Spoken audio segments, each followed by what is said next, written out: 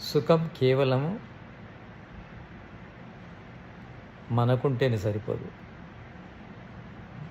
మన సమాజంలో కూడా సుఖం ఉండాలి. మనం సమాజాన్ని సుఖంగా ఉంచకుండా వ్యక్తిగతంగా సుఖంగా ఉండలేము. ఎందుకంటే మనుషుడు సంఘజీవి. మనము ఒంటరిగా ఏది సాధించలేము.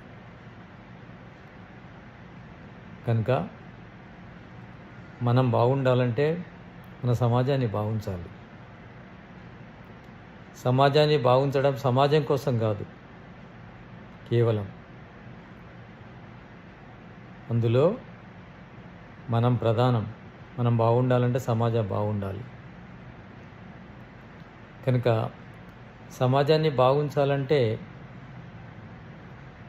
సత్యజ్ఞానాన్ని ప్రచారం చేయాలి.